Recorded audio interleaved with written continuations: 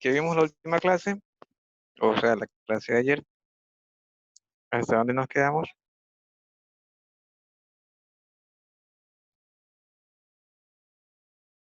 Viendo las memorias RAM.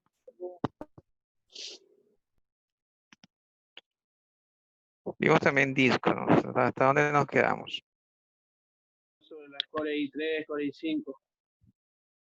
Pero vimos un poco de los procesadores, de los cachés que han evolucionado, la diferencia de los procesadores, i3 y 5, cómo se usan los dos, varios núcleos a la vez, y escoger, identificar cuál es mejor dependiendo el trabajo que se le va a hacer. Entonces, si alguien le consulta qué computador es mejor, ya se hace complicado responder porque depende del trabajo que va a hacer.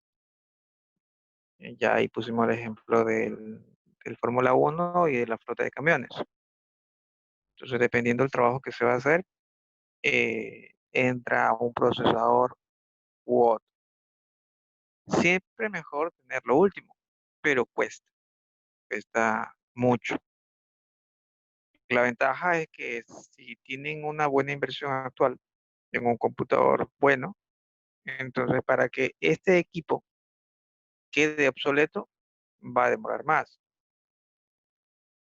No es lo mismo comprar ahorita un i3 o un i2, no, i2 no hay, un Core 2 Duo, que comprar ahorita un i9. Si me compro ahorita un i9, posiblemente después de 2 años o 3, puedo darle mantenimiento. No pasa nada. Sigue en pie. Quizás el último mantenimiento, pero puedo darle soporte. Si compro ahorita una Core 2 Duo, en 2 años ya es difícil conseguir repuestos para ese equipo. Al año, finales de este año, ese tipo de repuestos ya dejan de estar comercializando. Ya entonces es cuestión suya y de su bolsillo qué hacer. O me compro la última, que me va a costar demasiado caro, pero así como invierto, el equipo me va a trabajar más, ¿no? Voy a poderle dar mantenimiento por más tiempo. En cambio, pues si compro una computadora más económica, y todavía hay una de medio uso, Pentium 4, hay todavía. Entonces, de medio uso, Pentium 4 funciona, sí, pero si se te daña, hasta ahí llegó tu inversión. Eso tiene que tener en cuenta. Entonces, si compran algo demasiado barato, al menos en Ecuador, o es robado o está obsoleto. Entonces, yo quiero algo barato y que me dure. No existe. Eso es el ideal. Pero si es que existe, no es por derecha, es por izquierda. Aunque por aquí me venden un computador nuevecito y barato. Ya, el computador, ¿cuánto te vale? En el mercado lo venden a 1.000. Y aquí me venden el mismo computador. Este chico, en buen dato, él sabe, él conoce el mercado. Me lo vende en 200. Ya, ustedes ya saben perfectamente que eso no es derecho. Algo chueco tiene que tener. A menos que la esté rematando, pero de verdad, que la haya comprado y la esté rematando de verdad, con papeles. Si no, eso es algo chueco. Algo bueno le va a costar. No hay otra combinación. Entonces vimos eso, vimos la parte No de sé. los almacenamientos como el disco duro, vimos que tenía el disco duro, vimos aplicativos, acá estaba lo que tenía el disco duro, acá, entonces vimos un poco de cómo hacer la lectura del disco. Recordemos que la función principal de la caché es un almacenamiento temporal. Y no solo está en el procesador, el concepto de caché abarca en todo lado.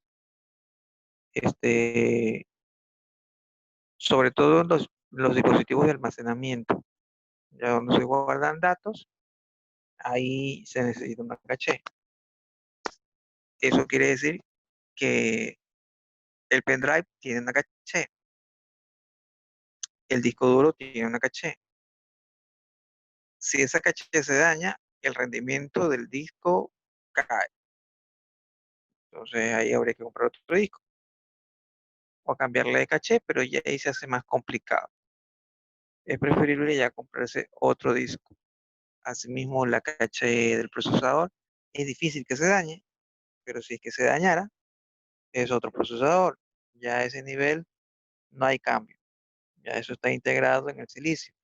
Y ahí no hay cambio. En el disco duro sí es posible hacer un cambio, pero es preferible comprarse otro. Entonces, ejemplarizando la caché, nosotros, hablando del procesador, mandamos a hacer un proceso al procesador, valga la redundancia, el procesador trabaja, ya sea en una operación suma, resta, multiplicación o división, él empieza a procesar, al final obtiene el dato y ese dato lo pone en caché. El caché era el medio de comunicación entre la RAM y el procesador. Entonces, el procesador pone el resultado en caché para que la memoria coja ese dato y se lo lleve. Pero puede ser que la memoria otra vez requiera ese dato.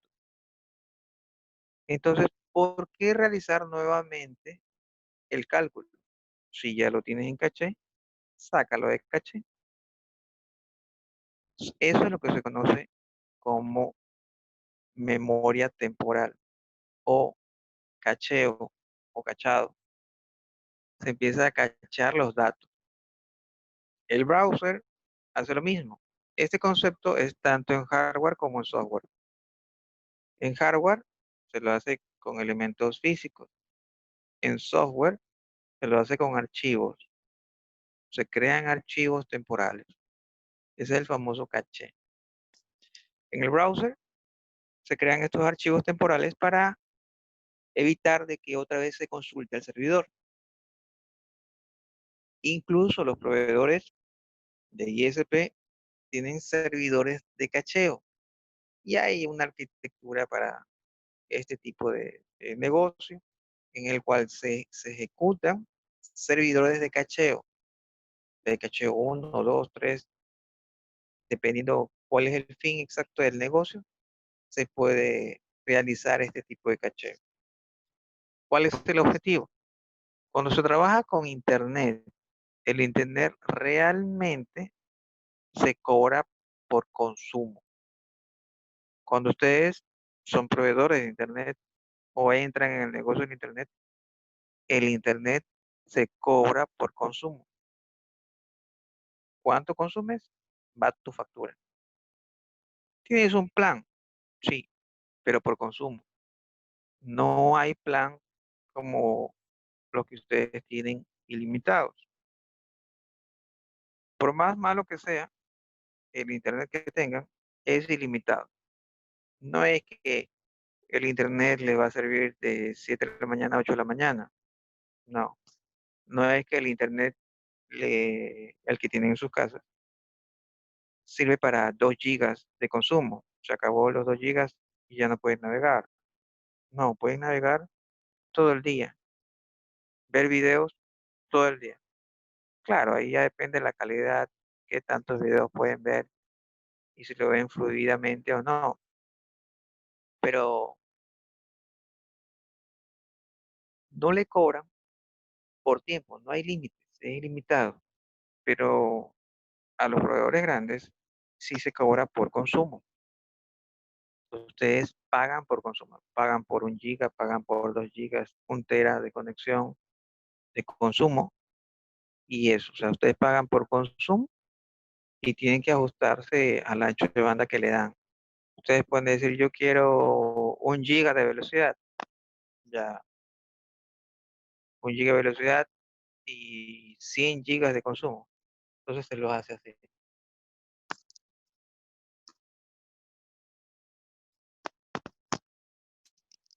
Se hace por consumo y ancho de banda. Entonces, la idea es que se evite el consumo. ¿Y cómo se evita el consumo? Si ustedes son ISP, viene el cliente y consulta una búsqueda. La búsqueda es de libros de psicología. Entonces pone libros de psicología, enter. Sale por el ISP. El ISP se conecta con su proveedor, el gran proveedor, y le arroja la conexión que arroja al servidor de Google. Entonces Google manda al gran proveedor, pasa por el ISP y el ISP manda al cliente y el cliente tiene su respuesta. De repente el cliente hace otra solicitud de búsqueda y de nuevo dice, ¿qué pasó con la primera? Nuevamente pone la cadena de conexión, libros de psicología y quiere consultar de nuevo. Al hacer de nuevo la consulta, le cobrarían lo mismo 2 veces. Sí, pero que el cliente solicitó 2 veces. Una lo solicitó a las 10:05 de la mañana y después a las 10:08 de la mañana la volvió a consultar. Hizo la misma consulta. Entonces el ISP otra vez pide la misma consulta y de nuevo le cobran al ISP. Allí la solución es el cacheo. En la primera vez le arroja la consulta y la información queda cachada, queda almacenada.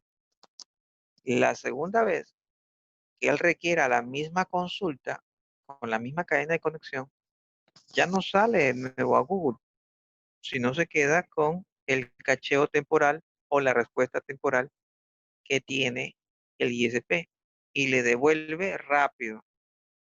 Entonces usted dice, oye, la primera vez que solicité se demoró, pero la segunda es rápido, rapidito, buen desempeño. El ISP evita consultar nuevamente al servidor, se ahorra en dinero porque esa consulta cuesta, entonces ya se ahorró dinero porque tiene servidores de cacheo. La segunda vez que quieran consultar con la misma cadena, él identifica y le da la respuesta. De repente alguien, un compañero suyo, quiere lo mismo, quiero los libros de psicología. Entonces yo reviso la cadena de búsqueda. Oye, esa cadena de búsqueda que le está solicitando, yo ya la hice. El cliente de acá me la solicitó. Yo la tengo cachada. Envíasela. Y se la dan. Entonces, resulta económico a nivel de empresa tener cachada todas las respuestas de las cadenas de búsqueda que hacen los clientes. Me ahorra dinero porque ya no, el proveedor no me cobra por esas nuevas consultas. Y si yo quiero hacer un sistema de monitoreo para ver el comportamiento de mis clientes, también. Entonces yo puedo generar un historial como ISP, estaría mal legalmente, pero podría yo generar un historial de cuáles son las búsquedas de los clientes. Ah, entonces aquí me sale un historial que de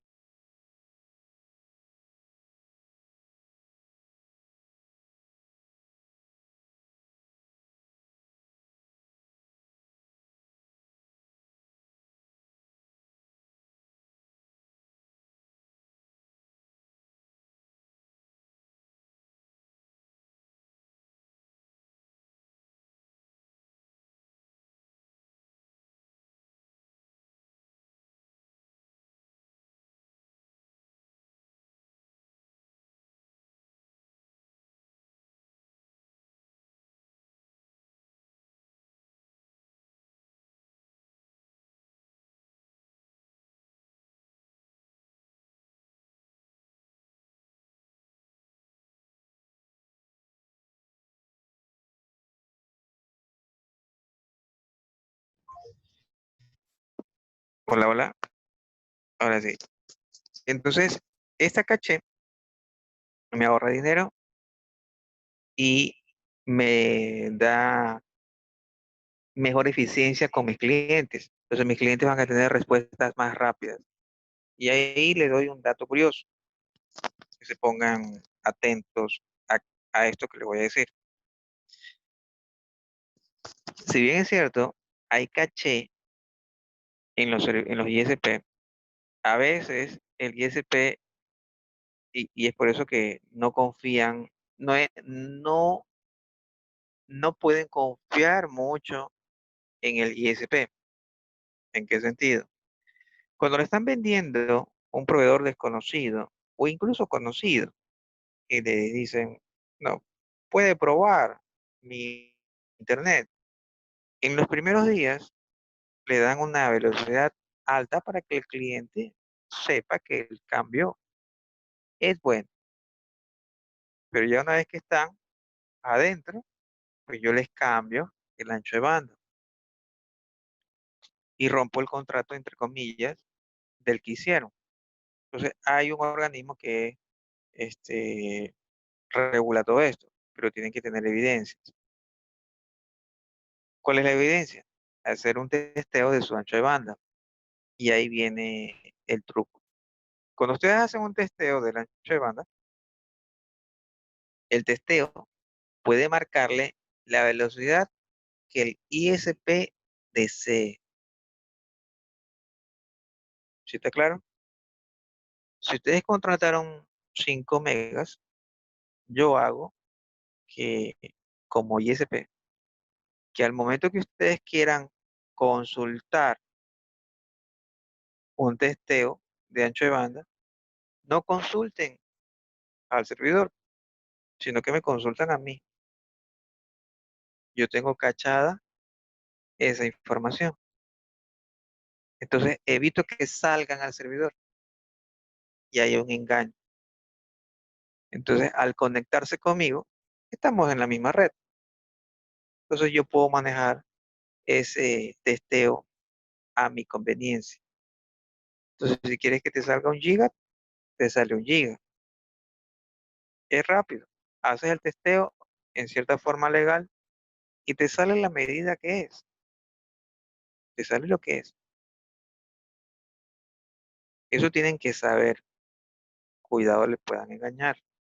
O sea, hay un testeo equivocado. Cuando realmente ustedes quieren salir, no salen. Se quedan en los servidores de los ISP. Y lo que realmente están haciendo es un testeo de velocidad entre ustedes y el ISP.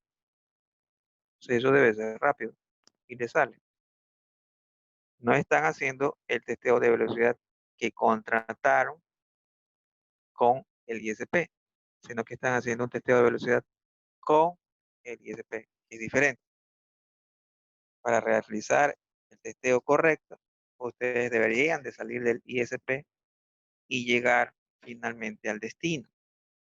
¿Cómo hacen eso? Pues hay otras herramientas que se verifica que su consulta efectivamente llegue al servidor de afuera y no se quede en los servidores que están cachados. Y hay manera. O sea, ahí ustedes revisan la secuencia y ven los saltos. De aquí y salió al router, del router salió al ISP, del ISP salió a otra dirección y de esa dirección salió a otra y finalmente de esa llegó al servidor de testeo. Así debería de ser, pero realmente a veces sale de ustedes hacia el router, del router al ISP y fin, termina su proceso y tienen su testeo de velocidad. Eso estaría mal, sería un engaño. Está penado, siempre y cuando ustedes lo sepan demostrar. Entonces, el caché sería, en este caso de ejemplo, a manera de software. El caché en el disco duro es a manera de hardware. Entonces, cuando ustedes hacen una consulta de un archivo, este archivo se va a cachar, va a quedar en la caché. Por si acaso quieran nuevamente encontrar ese archivo, pues ya saben dónde está y la respuesta es más rápido. Y eso lo pueden probar.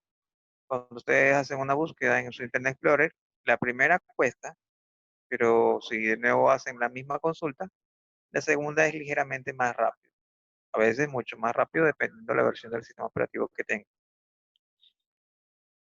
Eso es un refresco de la caché. Entonces hablamos un poco del disco duro, cómo era, cómo es el proceso de lectura, pistas, sectores y clúster, internamente cómo era el disco, un poco de los programas utilitarios que nos sirven para mejorar el desempeño del disco, de los archivos temporales. Bueno, y ahí hay algunos archivos que nos pueden ayudar al rendimiento del equipo. Entre eso está el famoso CCleaner, están los antivirus que ya vienen integrados con cierta administración como dispositivos de entrada y salida o periféricos de entrada y salida. Ya los antivirus vienen con algo conocido como endpoint o punto final. Este endpoint pues ya le permite configurar los puertos de entrada-salida como puertos USB. Entonces ahí pueden activar o desactivar estos recursos. Pantalla también dependiendo el grado de administración que tengan estos endpoints.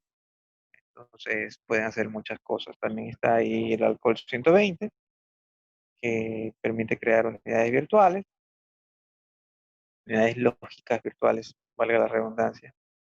Tienen el No32 y algunos utilitarios más, pero el más conocido es este. Para bajar música también tienen acá.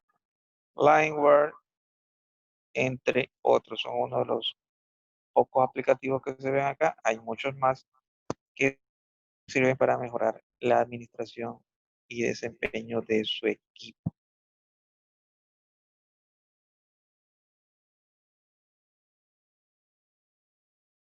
Llegamos a los controladores o drivers. Estos drivers o controladores están en inglés, en español, es igual. Estos drivers o controladores pues, nos permiten que el sistema operativo pueda comunicarse con los dispositivos periféricos que se conecten al CPU, al computador. Estos dispositivos son hardware. Este hardware tiene que comunicarse con el sistema operativo. Y el puente para hacer esta comunicación correcta y eficiente es el controlador o driver. Ese controlador o driver, la casa fabricante lo debe de suministrar. Esos son los controladores oficiales. Hay controladores genéricos o estándar, sí. Eso le viene con Windows, normalmente. A veces no todos, pero en su mayoría sí. En su mayoría los controladores los tiene Windows. Entonces, si ustedes quieren hacer algún hardware particular, entonces lo que deberían de hacer es eh, aliarse con Microsoft para que en su última actualización venga con sus drivers integrados. Driver básicos, porque si es en Windows, le van a solicitar que su driver, el oficial, lo reduzcan al mínimo para integrarlo al sistema operativo Microsoft o al instalador del sistema operativo de Microsoft. Eso le van a solicitar. Pero ahí pues ustedes también crean una alianza para que ya sean conocidos con Microsoft y el cliente pues también empiezan a conocer su compañía de hardware, ¿no? Preguntas hasta allí.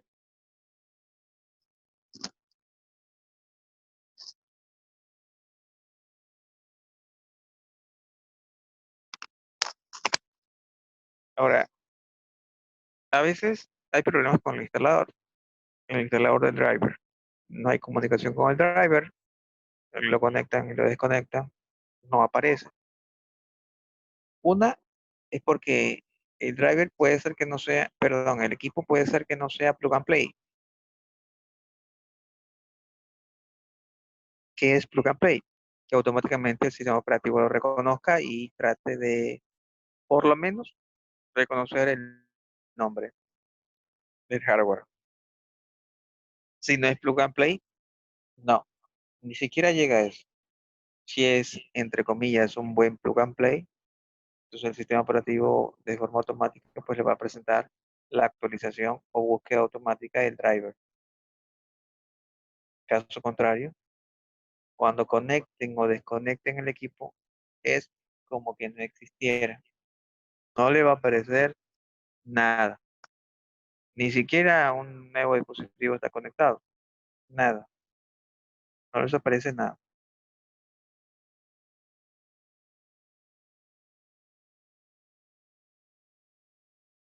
Cuando ocurre esto, necesitan obligatoriamente el driver. No van a poder hacer nada. El driver oficial. El driver oficial, ¿quién lo da? La casa fabricante. La casa fabricante es quien da el driver.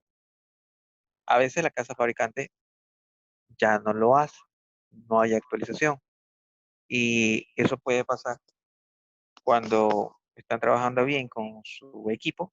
De repente les sale el mensajito de Windows Update, que hay una nueva actualización de Windows.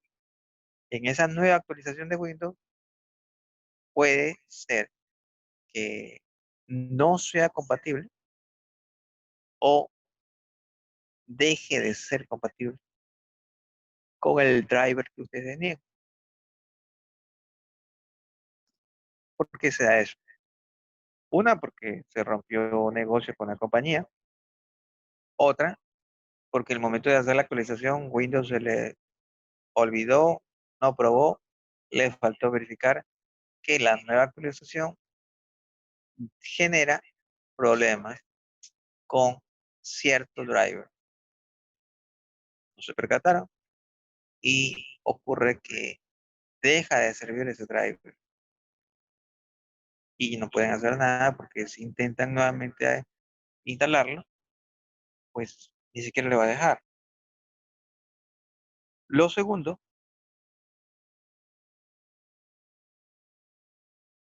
es que puede ser que la actualización sea ligera o profunda. Entonces, si salió del 8 al 8.2 la actualización, no en parte, sino en versión, esta versión puede ser muy profunda que ya no soporte el driver. Es que yo soy la casa fabricante, pero con esa nueva versión ya no puedo darle soporte porque yo necesito, por ejemplo, yo necesitaba que cierta librería me dé el listado de puertos abiertos y esa librería en la nueva actualización por temas de seguridad ya no lo brinda. Para brindarlo tenía que yo pertenecer a los desarrolladores de Microsoft, que no lo soy. Entonces no puedo ya darle soporte con la última actualización. Ya lo diseñaron así por temas de seguridad o por cualquier otro tema, que ya las casas fabricantes se quedan con los brazos cruzados con sus clientes. Entonces sus clientes van a estar molestos dependiendo exactamente qué hace. Entonces, nadie le gusta que están trabajando bien, instalan la última versión del sistema operativo y, por poner un ejemplo, la impresora que tenían que les costó $300, ya no funciona. Entonces eso no se ve bien, pero puede pasar. En cualquier instante puede pasar.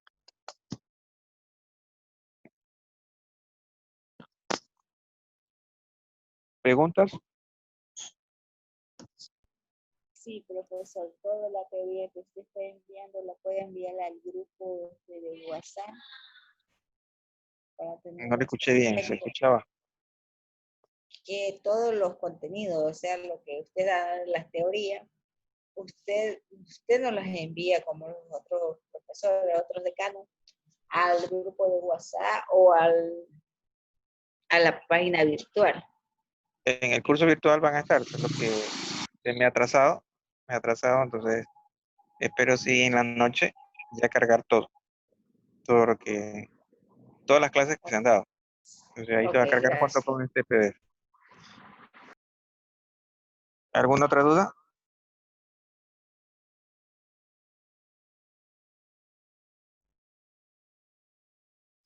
Ya, vamos a ver un detalle. Realmente se ve más en mantenimiento, pero yo le voy a dar. Si ustedes aplastan Windows R,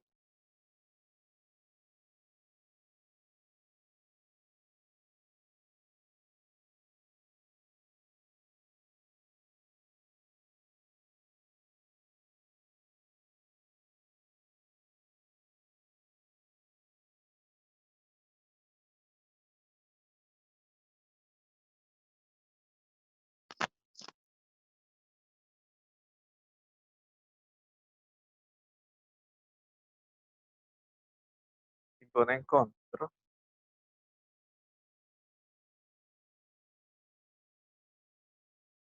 y se van a administrador de dispositivos,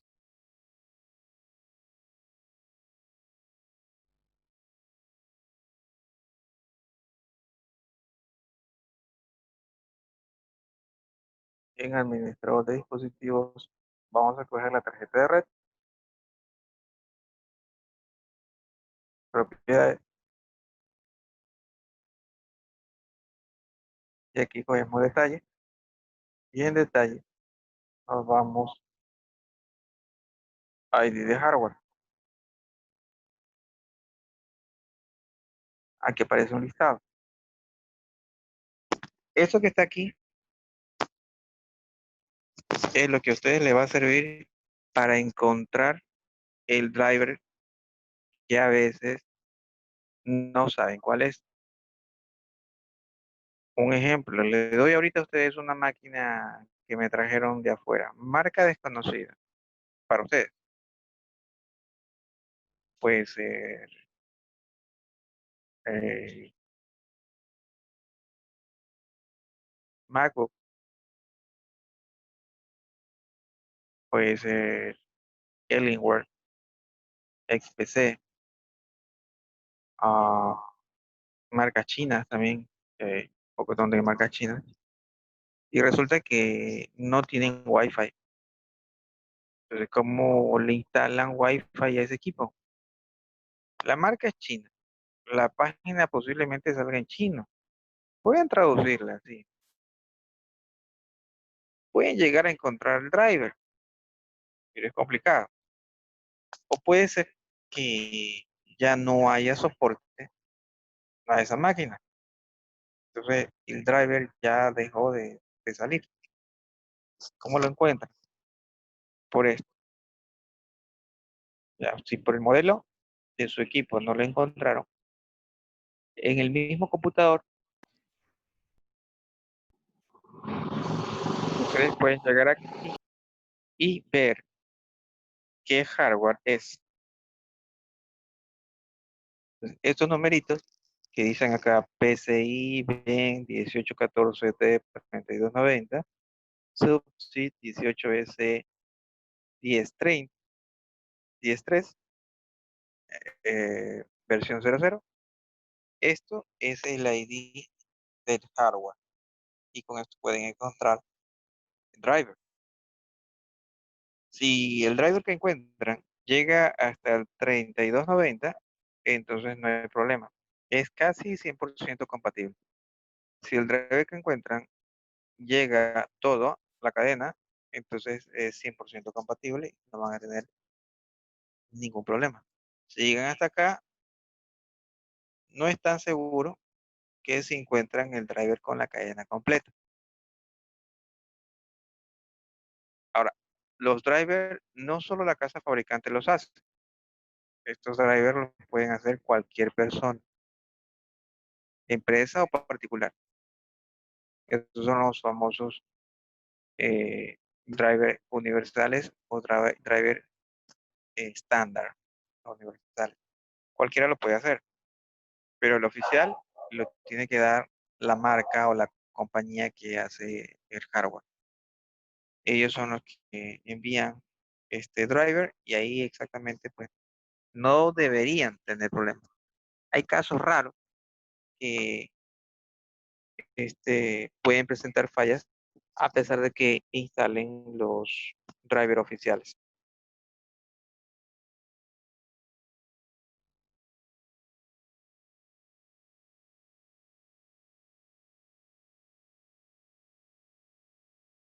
Eso en cuanto a los drivers.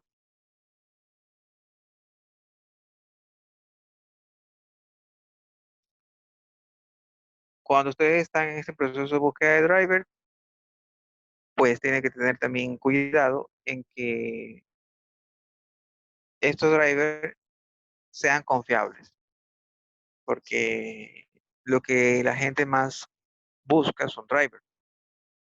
Y como la gente está desesperada por encontrarlos, muchas páginas no oficiales y dudosas en cuanto a su función se aprovechan de esto para insertar código malicioso en los drivers, sin contar con las propagandas que no son muy buenas en el momento de búsqueda. Le sale una página A, esa página automáticamente le abre la página B, esta a su vez quieren cerrar y le generan dos páginas más por intentar cerrar.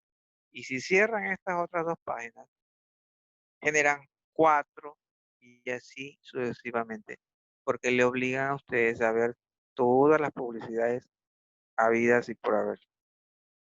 Sin contar con que las publicidades no son un reloj, llévate un zapato, son más en el ámbito pornográfico. Difícilmente le va a salir cuando hacen la búsqueda de un driver publicidad de que compren un zapato Adidas, un zapato Nike.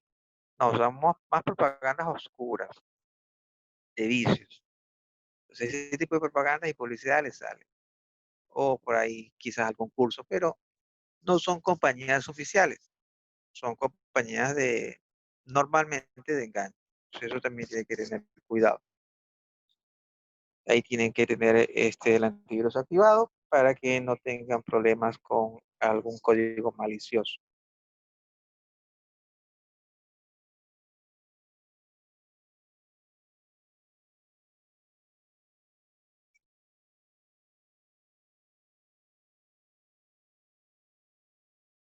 A veces no encuentran el driver.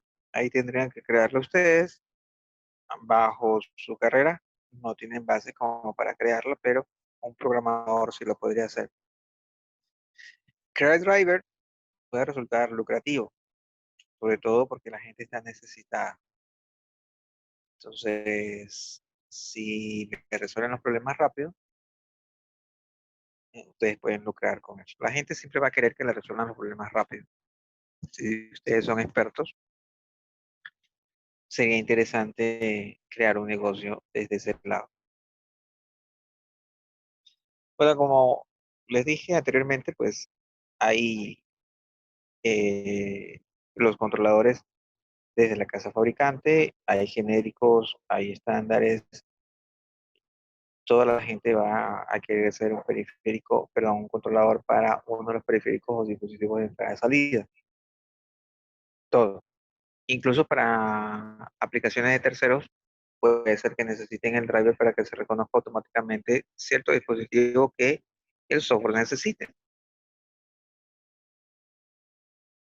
Un ejemplo, yo voy a desarrollar una aplicación que se conecte con, que envíe mensajes SMS, que me envíe mensajes de WhatsApp, etcétera, etcétera, etcétera.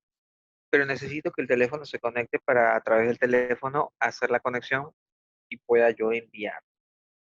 Entonces uso el teléfono para que el teléfono sea la interfaz de salida de todo lo que yo gestione en hardware, perdón, en software, en el computador. Entonces instalo en el computador, pero necesito el medio, que sería el teléfono. Entonces yo necesitaría un driver para que reconozca el teléfono, pueda comunicarme con el teléfono y ya pueda operar mi software.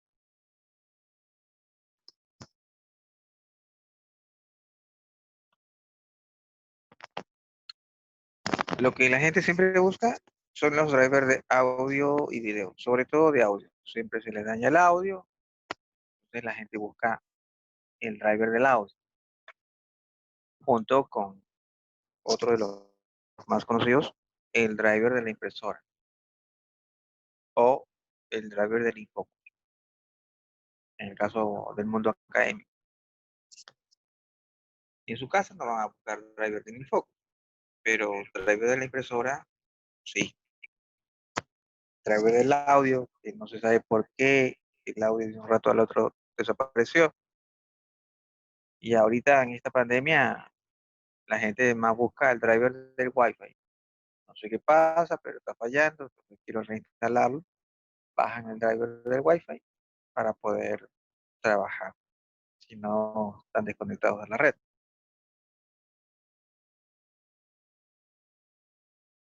También hay actualizaciones en driver.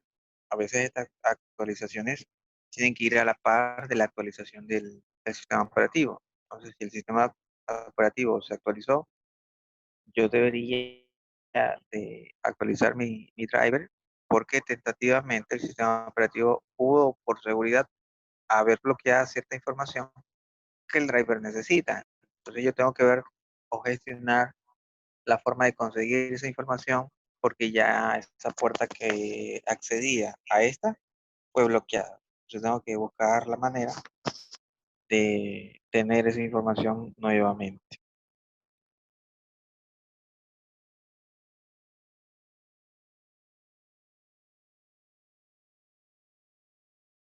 Tipos de software.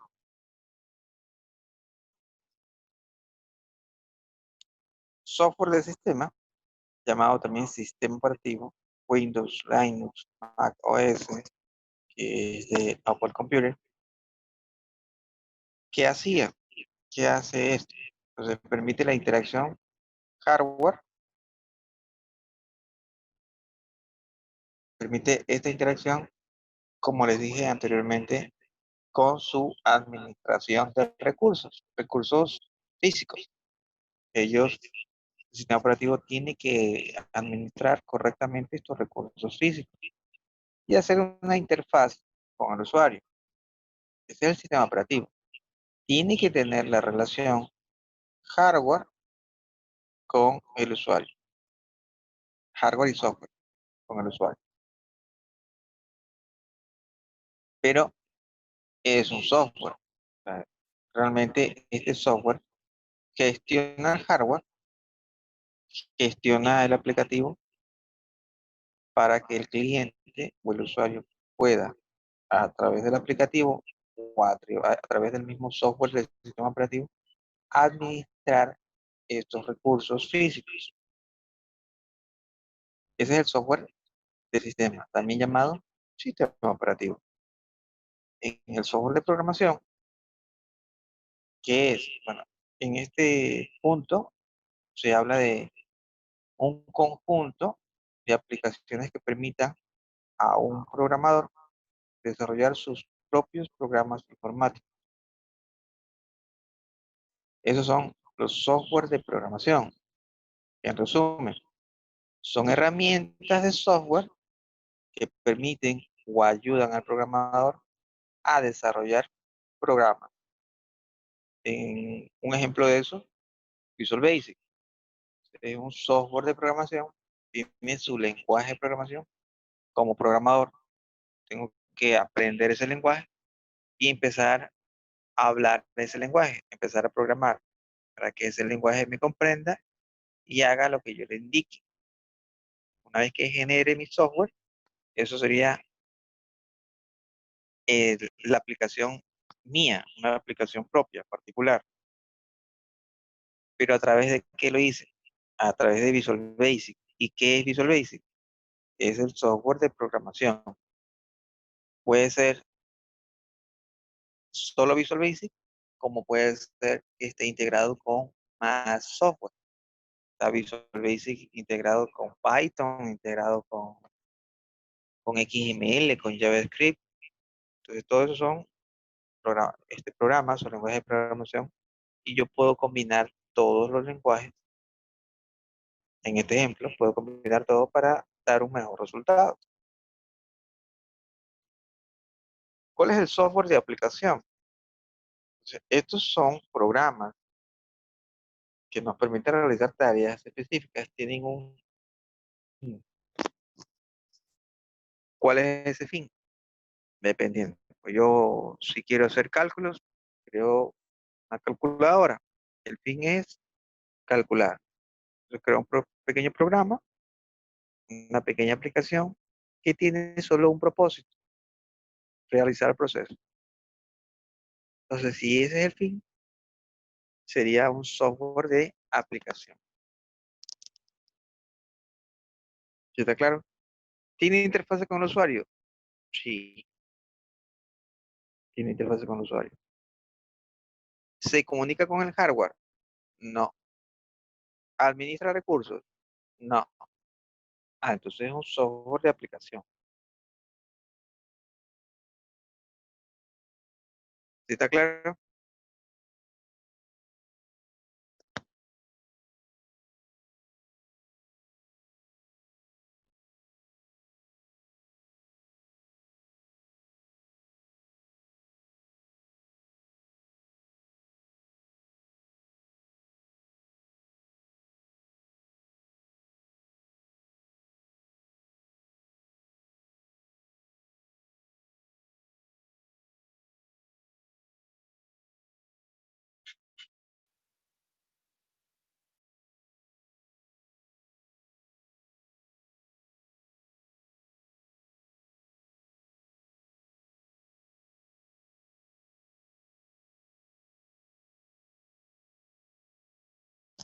¿Preguntas?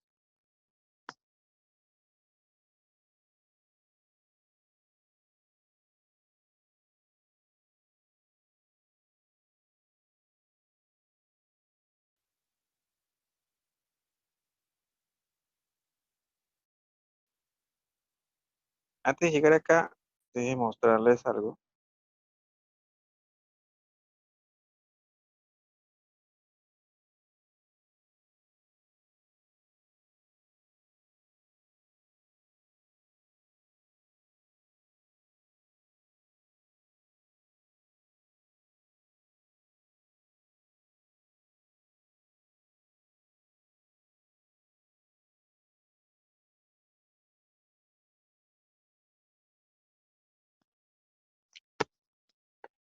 El proceso de arranque.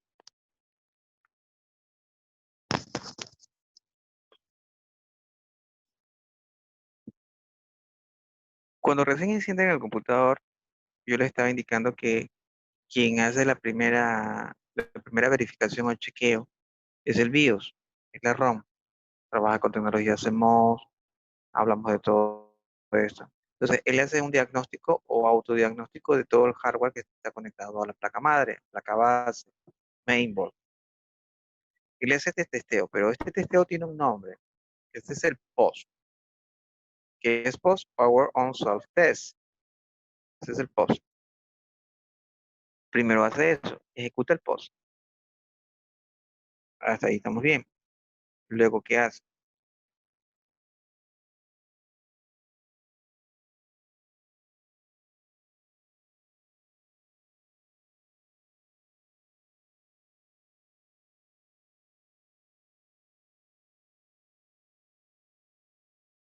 Este POS, este diagnóstico de verificación de cómo están, cuáles son los estados de cada hardware, se lo hace por cada tarjeta instalada en el mainboard. Entonces toma un tiempo. Luego de esto, el BIOS lee el MBR, el Master Boot Record, el boteo master, el boteo maestro, lo lee. Este boteo maestro le indica cuántos sistemas operativos tiene, cuál es el sistema operativo que tiene que arrancar por inicio.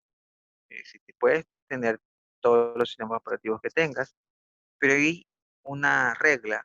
Entonces, ¿cuál sistema operativo arranco por defecto? O si le voy a dar al usuario opción a escoger el sistema operativo. ¿Sí está claro? Entonces, el BIOS lee esto, luego el MBR, la parte del boteo, toma el control, el arranque, eso es el boteo, toma el control del arranque e inicia el boot MGR. ¿Qué hace el boot MGR?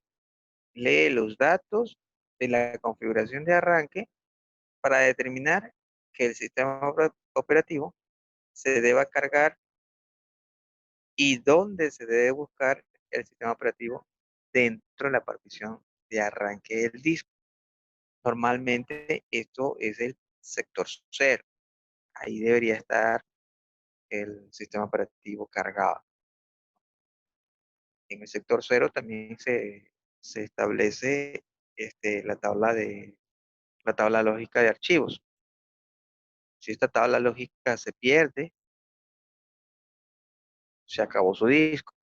Pero en la actualidad hay una copia de esta tabla para evitar de que algún virus malicioso la dañe. En el momento que daña este sector 0, se acabó el disco y para evitar eso es que se tiene una copia en otro lado. Entonces, si mataron ese sector, yo puedo con mi gestión recuperar esa tabla que indica todas las direcciones o todos los archivos que se encuentran en el disco, en los clústeres. Es una tabla que le indican dónde están las cabeceras de todos esos archivos y le indican en qué clúster, la dirección, el path, la ruta donde se encuentra. Eso está en la tabla. Entonces, si matan el sector 0, normalmente existe una copia. Ahora, si el código malicioso busca esa copia y mata a la copia, entonces matas al original y matas a la copia, ya no puedo hacer nada. Ya el disco duro murió. Si hicieron eso, ya el disco duro murió. Tendrían que haber sacado un respaldo del disco para poder recuperar. Y ahí son los conceptos más avanzados de RAID. Siguiendo con la secuencia, entonces el boot MGR lee los datos, nuevamente repetimos, lee los datos de la configuración de arranque, cómo debe de configurar para determinar que el sistema operativo se debe de cargar y dónde se debe de buscar el propio sistema operativo en las particiones de arranque. Luego invoca a la carga de Windows que se llama winload.exe. Entonces, ese es el que ya ejecuta el sistema operativo. Con esto, con el winload o la carga de Windows, él empieza a arrancar los archivos más importantes para el proceso de arranque, que es el NTOS, Network OS, Operating System, KRNL, kernel, el kernel del sistema operativo de red.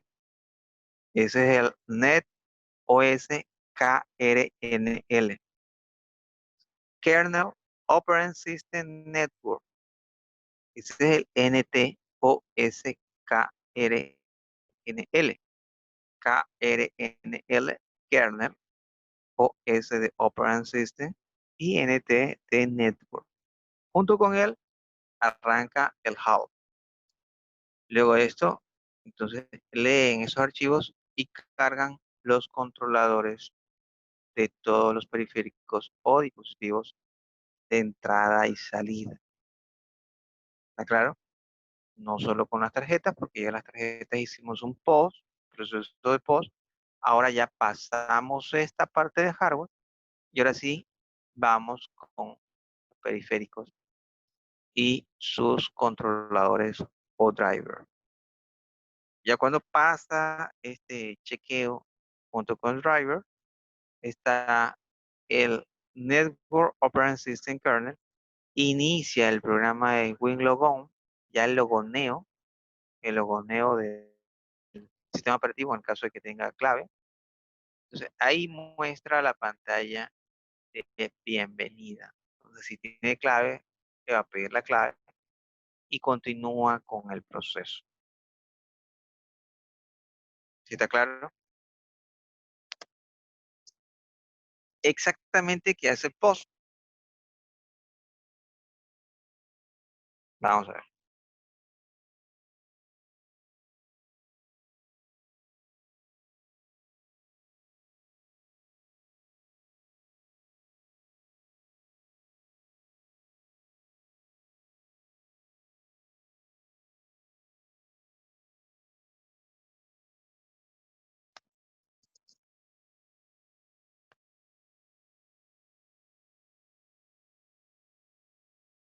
Entonces, cuando arranca, obviamente se le administra energía y arranca el BIOS con el post.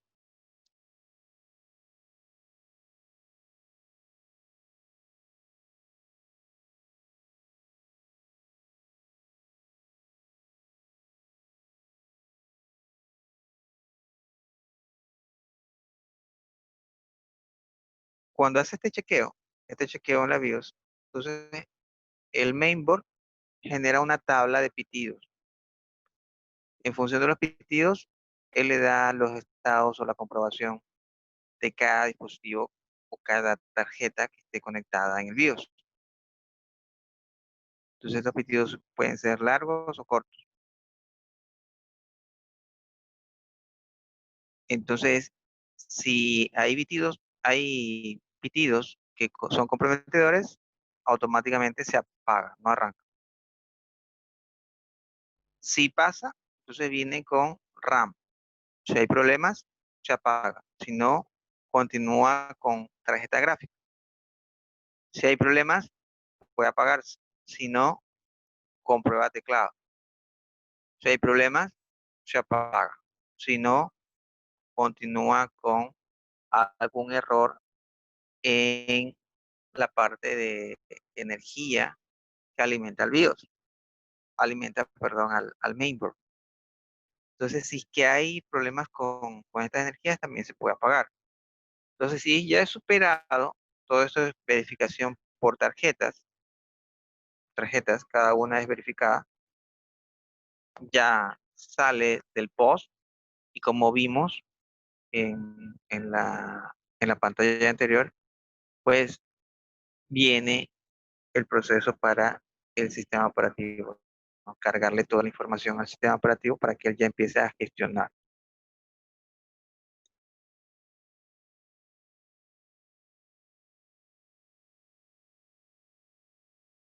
¿Qué sería esta parte?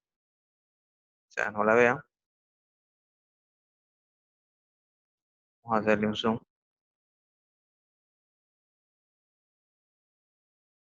Que se vea mejor.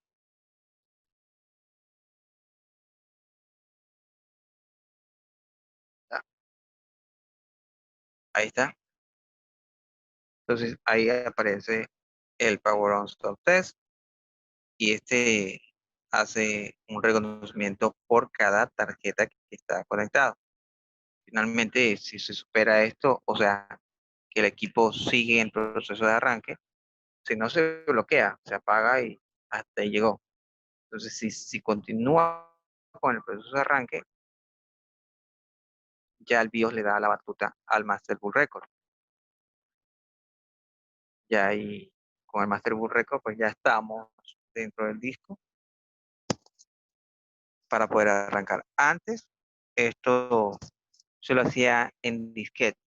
Todo este proceso se lo hacía en disquete. El BIOS sí ejecutaba el Power On-Salt Test. Eso siempre ha habido, eso no ha cambiado. Pero la parte del arranque, completamente el arranque, desde aquí, desde el MBR, ya la parte del Master Boot Record, desde ahí, eso eran instrucciones que se cargaban en un disquete. Estos disquetes eran los pequeñitos o los más grandes. Estos eran los que tenían este tipo de instrucción para que el sistema operativo arranque. El sistema operativo no arrancaba solito, necesitaba el famoso disquete de boteo. Y parece que aquí está. Veamos si lo encontramos.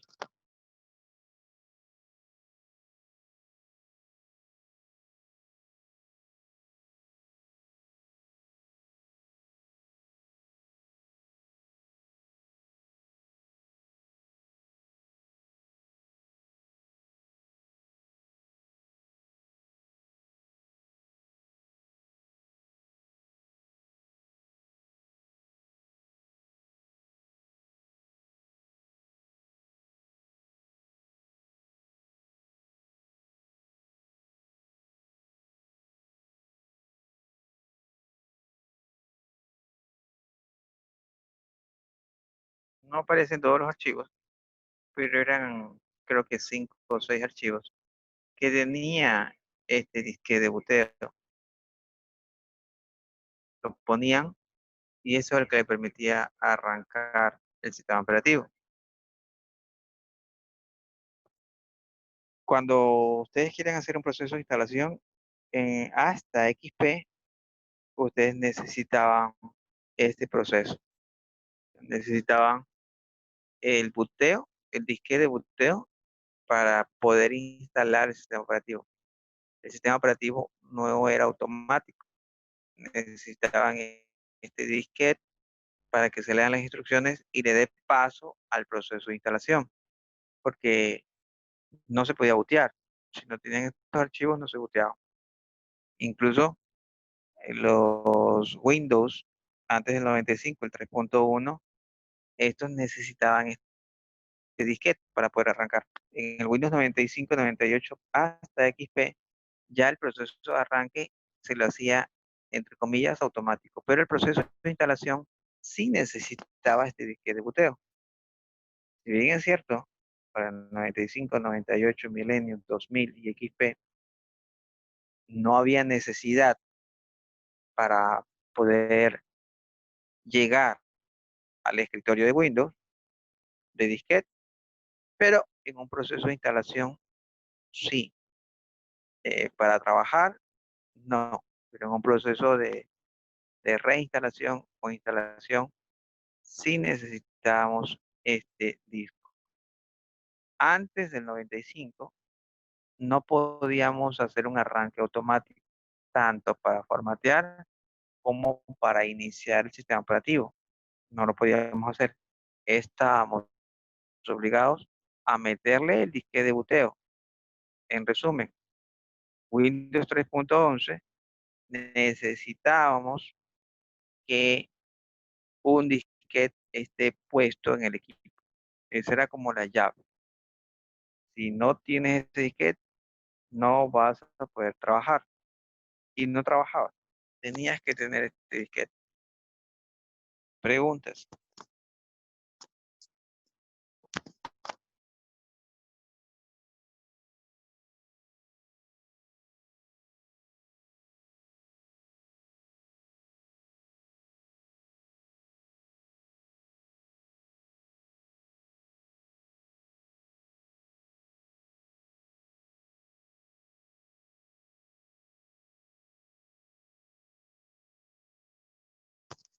¿Alguna pregunta, alguna duda?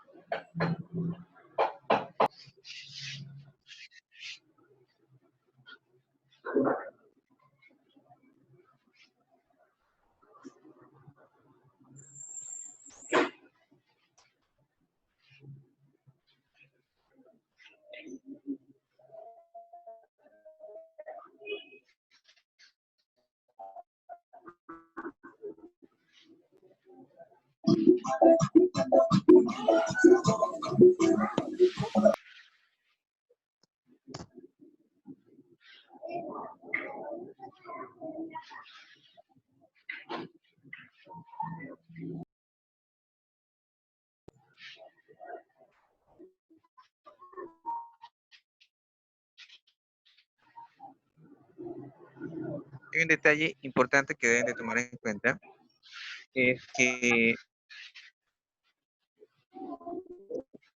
si ustedes tienen más de un sistema operativo o el sistema operativo tiene una actualización en su versión, supongamos que tengan la versión 1 y en la actualización llegó la versión 2, o necesitaron instalar de Windows 7 a Windows Millennium.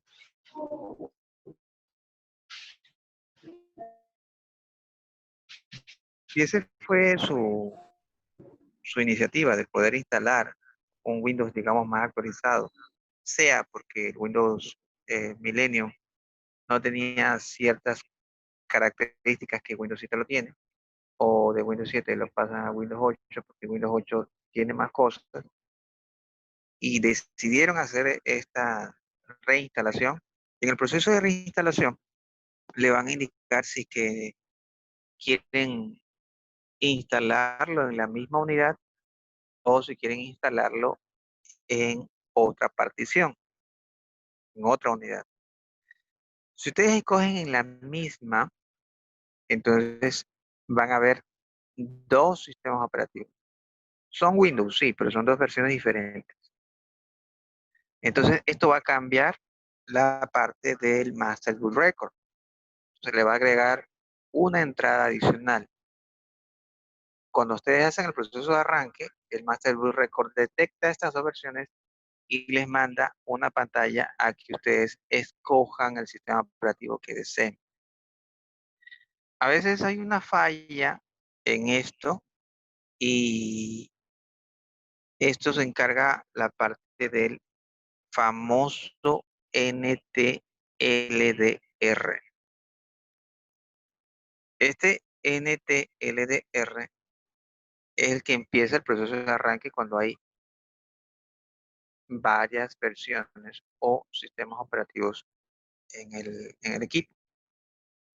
A veces por actualización se cambia una versión y a veces porque el usuario quiere tener un Windows un poquito más actualizado, sea por una actualización automática, sea manual por el usuario, a gusto del usuario. Entonces se cambia las cuestiones del Master Boot Record, se crea una nueva entrada al sistema de boteo. Eso quiere decir que van a haber dos opciones para poder escoger qué sistema operativo yo necesito. En esta situación, ya se genera un archivo llamado el famoso NTLDR. Este es el que genera este menú. Y cuando hay fallas, entonces le dicen, mira, hay fallas en el NTLDR y, o llamado Network Load Dynamic Record, me parece que es el LDR o Loading Record. No recuerdo exactamente, pero el NTL es de Loading Network. Entonces, si hay problemas con esto, o sea, no le da la opción del menú, hasta ahí llegaron. Ya no van a ver más. Ya no van a alcanzar a ver el logotipo de Windows. Y ya se quedaron hasta allí. Entonces, si ustedes van a dar soporte, puede ser que llegue este tipo de errores, famoso NTLDR. ¿Cómo se soluciona? Pues no es tan fácil, no es tan fácil. Ahí tendrían que saber exactamente cómo se creó, cuántas versiones tienen para poder recuperarlo o generarlo nuevamente. Es algo parecido al group. El group vuelta se establece cuando ustedes instalan otro sistema operativo muy distinto al Windows, no por versiones, sino ya es otro sistema operativo. Por ejemplo, Linux. Si ustedes instalan Linux, no es tan fácil. Primero, porque hay una jerarquía en la instalación. No pueden instalar Linux primero instalando Windows. Tienen que instalar Linux primero para instalar Linux. Y en Linux está el group, G-R-U-B, group. Este group es el que maneja el proceso de arranque. Y si este está dañado, pues no van a poder hacer nada. O sea, toda su información en cierta forma desaparece de manera lógica. Entonces, no es de coger y instalar nomás cualquier sistema operativo. Deben de empaparse bien qué sistema operativo es el que intentan instalar, porque si no, el riesgo es de que formateen todo su equipo y pierdan toda su información que se encuentra en el disco. Entonces, para hacer ese tipo de experimentos, les recomiendo que experimenten de manera virtual con algún VirtualBox o VMware para que no pierdan datos. Entonces, ahí sí pueden practicar a su gusto. Si se equivocan, no pasa nada. Pero si lo hacen con un disco que sí tiene datos y están probando si funciona o no funciona, es demasiado riesgoso. Es más o menos como que ustedes estuvieran tratando de practicar con un arma y ponen a su mamá adelante. Entonces yo quiero verificar si tengo buena puntería o no. Muy arriesgado. Entonces les recomiendo mejor que lo hagan a manera virtual. Ahí sí. Que si fallan, podrían formatear todo su disco o tener un susto porque podría quedar oculta toda esa información. Si queda oculta toda esa información, la salida es ponerlo como esclavo a ese disco en otro computador y leer toda la información. Pero si lo formatearon, ya resulta más complicado. Preguntas.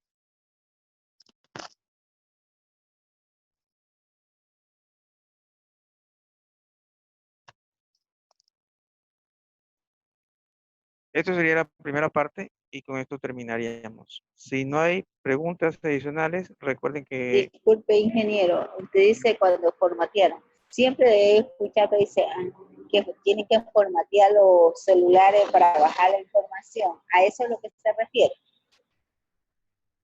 siempre he escuchado que, ¿me repiten? Hola. Que ¿Me siempre he repiten? escuchado que dicen hay que formatear el celular para sacarle la información.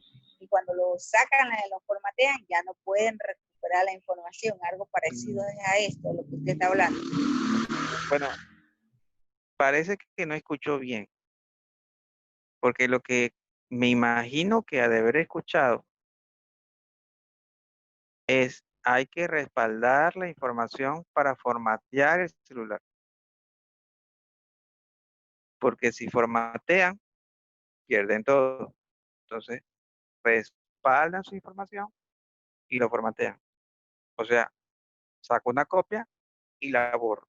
Eso sí, saco la copia y borro el equipo. Eso sí pueden hacer.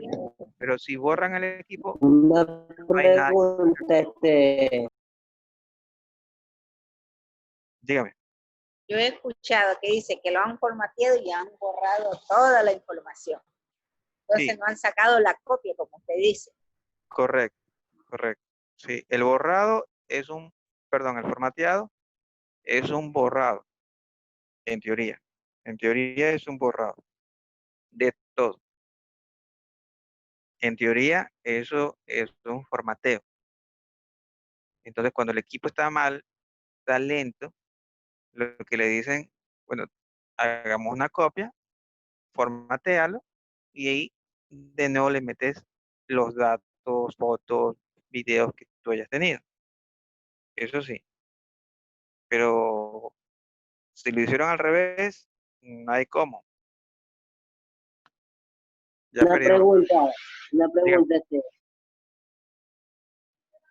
disculpe, mire, eso de, como usted me está explicando de formatear, es como un teléfono que lo reinicie, más o menos. Algo así. Lo reinicia. No. El formateo no es un reiniciado. El formateo es un borrado. O sea, reiniciar, cogen su máquina o su equipo, ponen reiniciar. Está la opción de reiniciar. Se apaga y se vuelve a encender. Eso no es un formateo. Un formateo es un borrado. Borrado. Formateo es borrado.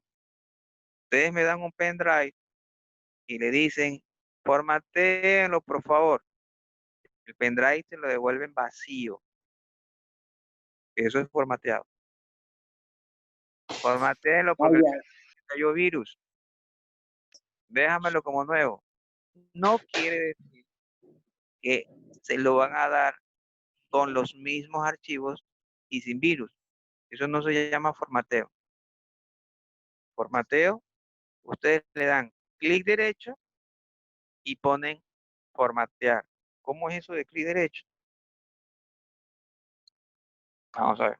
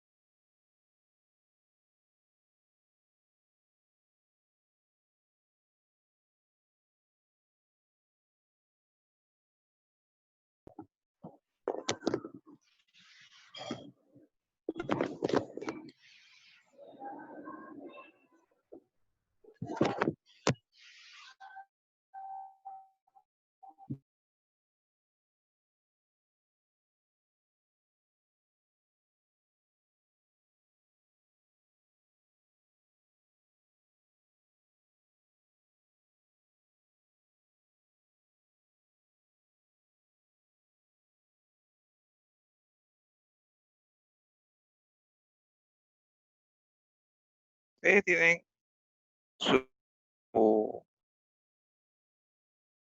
su explorador. Si yo cojo esta unidad y le doy clic derecho,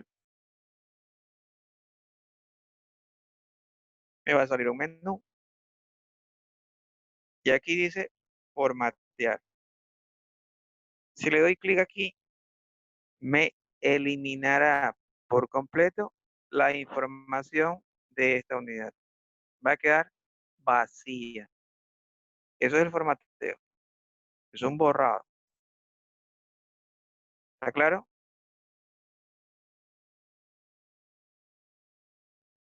Le dan clic derecho, formatear. Ahí lo borra. En Windows. Estamos hablando de Windows. En Mac es diferente. En Windows funciona así. ¿Alguna otra duda?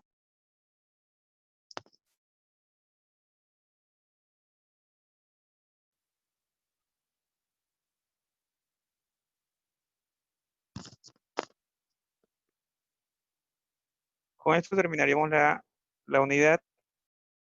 Ya entraríamos a la segunda unidad. Si no hay más preguntas, entonces ahorita sí pongan sus dos nombres, sus apellidos en el chat y nos quedaríamos hasta allí.